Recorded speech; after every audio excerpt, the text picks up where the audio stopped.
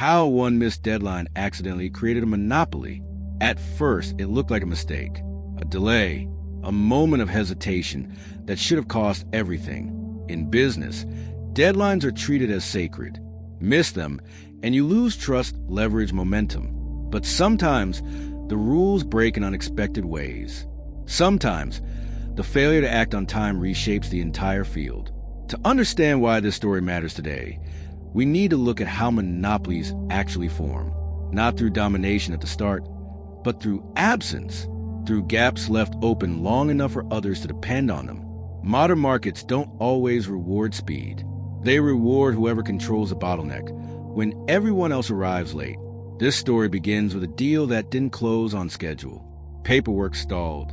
Approvals dragged. What should have been a routine expansion quietly slipped past its intended window. Inside the company, the delay caused concern. Outside, almost no one noticed. But while attention drifted elsewhere, something unusual happened. Competitors moved forward, assuming the deal would eventually land. They adjusted plans. They built around an outcome they believed was inevitable. No one prepared for the possibility that the deadline would simply pass. That gap changed everything. Because when expectations harden, dependency forms. And when dependency forms without ownership, power drifts toward whoever fills the void. At the time, it didn't feel strategic. It felt accidental. A missed moment that would need correcting later. But that delay planted the seed for something far larger. Not growth, not expansion, but exclusivity created by timing alone. And as the deadline faded into the past, the consequences began to quietly multiply. The missed deadline did not trigger immediate consequences, which is exactly why it mattered. Instead of forcing correction, the delay was absorbed by the market as a temporary inconvenience, something assumed to be resolved eventually, something no one felt urgent enough to challenge or replace. That assumption created a strange pause where planning continued, investments moved forward, and strategies were built around an outcome that had never actually been finalized. Competitors adjusted their timelines, believing coordination was still coming. Partners delayed alternatives, convinced alignment was inevitable.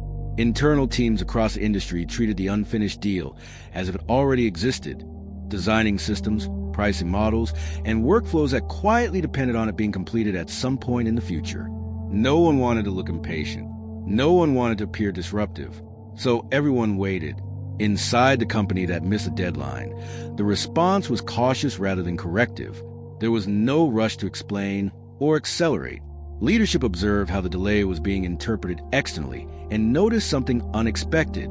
The longer nothing happened, the more others adapted around the absence itself. What was supposed to be temporary began to harden into default behavior. This is where the balance subtly shifted. By doing nothing, the company avoided locking itself into commitments. By remaining undefined, it allowed others to define themselves in relation to it. Infrastructure began forming that relied on access rather than ownership. Processes were built assuming eventual permission, eventual integration, eventual approval. Over time, those assumptions became costly to reverse. Switching paths meant rewriting plans, renegotiating contracts, and admitting miscalculations. So the industry doubled down instead. They optimized around the missing piece rather than replacing it. The delay stopped being seen as a problem. It became background noise. And background noise is where structural advantages quietly grow. What looked like indecision was becoming insulation. What looked like inefficiency was becoming control. Because when everyone builds toward the same unresolved point, the one who owns that point no longer needs to hurry. By the time the market began to sense discomfort, the dependency was already in place. The missed deadline had stopped being a moment in time. It had become the foundation everything else was leaning on. And that was when the early tension started to surface. The tension grew slowly, then all at once. At first, it appeared as minor inefficiencies, small delays, quiet complaints that something felt misaligned. But beneath those surface issues, a deeper problem was forming, one that no single company could solve alone anymore. As the industry expanded, reliance on the unresolved point intensified. Systems that had been designed with flexibility in mind were now rigid. Supply chains assumed access that was never contractually guaranteed. Pricing models depended on terms that had never been finalized. Every layer of growth added weight to an agreement that technically did not exist. Executives began to notice the paradox. The deal that had never closed was shaping decisions more than those that had. No one wanted to challenge it directly, because challenging it meant exposing how dependent they had become on its eventual completion. Admitting the risk would have required admitting a strategic failure. Attempts to create alternatives surfaced, but they were late and fragmented. New platforms lacked adoption. Parallel systems struggled to integrate. The cost of switching grew with every passing quarter. Momentum favored the unresolved structure simply because everything else had already aligned around it. Inside negotiations, the tone changed. What once sounded like coordination now felt like pleading. Requests replaced proposals. Deadlines were suggested carefully, then withdrawn. The power dynamic had flipped without anyone announcing it. The company that missed a deadline now held leverage it had never explicitly sought. By waiting, it forced the market to reveal its dependence. By staying undefined, it kept every option open while others closed theirs. Control emerged not from ownership, but from inevitability. This was the emotional peak of the conflict, because everyone could feel it, but no one could undo it.